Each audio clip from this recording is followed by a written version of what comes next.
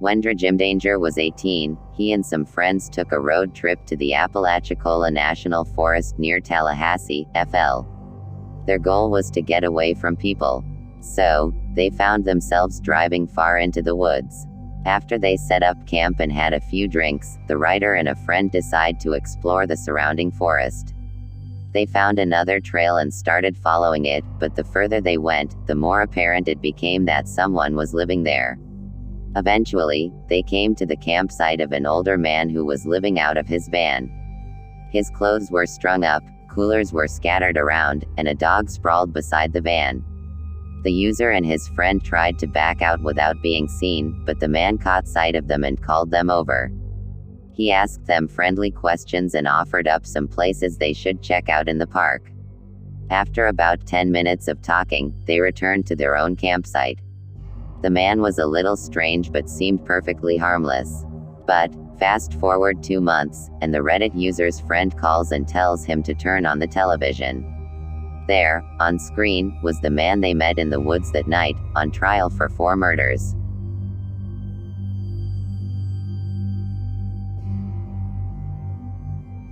I was camping alone in deep Alaskan wilderness. It was in the late summer. It was nighttime and I was staying up reading a book about some crimes. The time was around 3 a.m. when I decided to call it a night. I think I laid in my tent about 10 minutes before I heard some strange commotion outside, maybe 200 yards away. It was clear that someone or something was with me here. I was a little bit scary because I thought I was alone, and it's very odd of someone to be in these woods this late. It sounded like 2 people were arguing but were trying to be very quiet. The sounds became closer and clearer. The voices lasted about 5 minutes before it became silent. Maybe after 10 minutes something broke the silence. A blood-curdling scream of a male filled my ears. The scream was let out maybe 50 yards away. I was shitting bricks at this point. I had no idea what was happening there. Soon I started hearing footsteps besides my tent. They were human footsteps. Next thing I heard was creepy man's voice say, "Hey, pissed, you in the tent, I'm going to kill you right here and now." I screamed and literally ripped the tent open and ran out. I looked back and saw a masked man next to my tent holding a machete. I started to run to my car. Luckily it was maybe 400 yards away and no one followed me. I feared that my tears had been slashed, but no. They all were in good condition. I started the car and put it in the drive. I jumped when the masked man shattered my car's back window and started to climb in. I floored it and the man failed to climb in. I drove to my home with maximum speed at 120 miles per hour at 50 miles per hour limited road. The whole time I was shaking. I called the police. They searched the woods and found no one, except the dead man near my campsite who had been slashed with machete. His throat was slit open.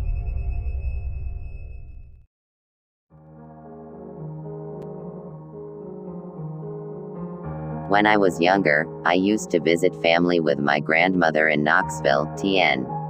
She had 9 brothers and sisters that lived up there, and they all had children. Everyone lived in one really large house. The house had a huge backyard, about 3 football fields long, but past the yard on all sides was nothing but mountains and woods. On one visit, I was out in the woods, when I saw what I guessed to be a half-body apparition. I never found an explanation for it. I can only describe it as a half-person. The torso was missing. It was just black, but almost see-through black, if that makes sense. It wasn't in a straight form, it was almost like moving gas. But it was definitely the lower portion of a very tall person. It just materialized suddenly, although the moment before I saw it I heard a noise that I can't describe. It sounded like a really heavy person around 300 to 400 pounds to make that noise. Stepped on a really heavy or thick branch and cracked it. I booked it up to the house as fast as I could. My oldest cousin stopped me, and I explained as much as I could at the time. He had also seen something similar a few summers before that.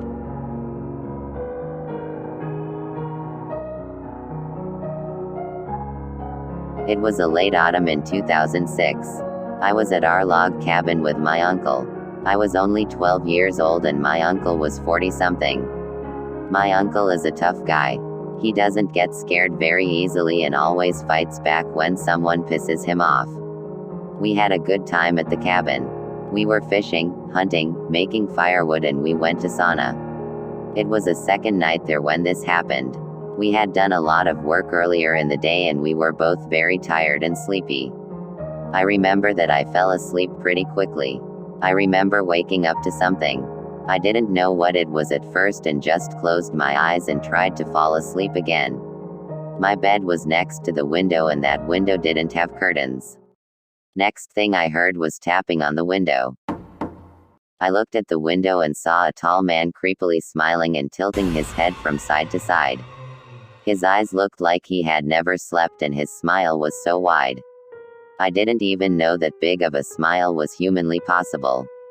Anyways, I screamed and fell on the ground from the bed. I got up and looked at the window, but the man was gone now. Only darkness and rain. My uncle came rushing down to the room where I was sleeping.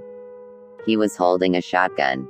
I told him what had happened and even he was clearly terrified. He told me to follow him when he went to get his headlamp. He put on some old boots and got out. He yelled like a madman and threatened to kill whoever was at the window watching me. Then he screamed, but this scream was more like scream of pain. I started to cry. I heard 2 gunshots and more screaming. Soon my uncle came rushing inside and picked me up and got himself a big kitchen knife. He didn't have his gun anymore. We hid in the basement. He called the police and after that he told me what had happened. When he was outside, some tall and skinny man attacked him and grabbed his gun. He shot 2 times trying to hit the man, but the man was holding the gun away from himself. Too bad the gun was double-barreled shotgun with only 2 shots in it.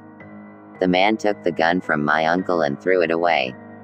The man had a blade in his pocket and he stabbed my uncle in the arm.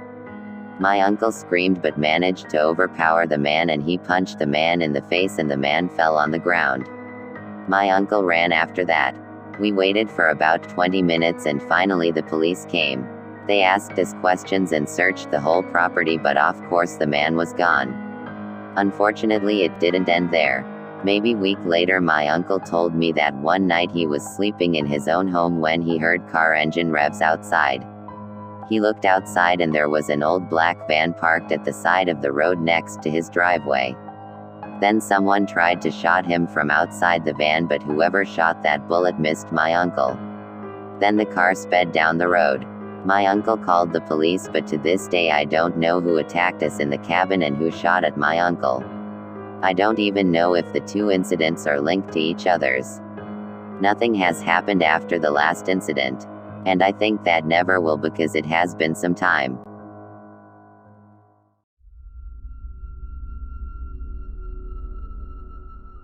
When I was younger, probably like 10 or 11, I went camping with my family. I'll just get right into it. It was about 1 or 2 in the morning, and I couldn't really sleep. The tent me and my brother were in was really hot, and very uncomfortable. Anyway, while I was trying to go to bed I heard a very faint whimper. I tried to ignore it because I figured I was just tired. Our campsite was along a road with many other camps nearby. The whimper started to get louder, and then turned into crying. I heard footsteps outside of our tent, and a girl crying. Now let me tell you, it didn't go faint, it got louder and louder. It remained in the same spot the entire time. That's so important because it indicates that she was looking at our tent site, crying. It gets worse, then it turned into a full-on scream for a few seconds, then cuts out. When she started screaming, my brother woke up. We both look at each other and just get all the pillows and stuff our head under them. I couldn't sleep at all that night. I'm just glad we left the next morning.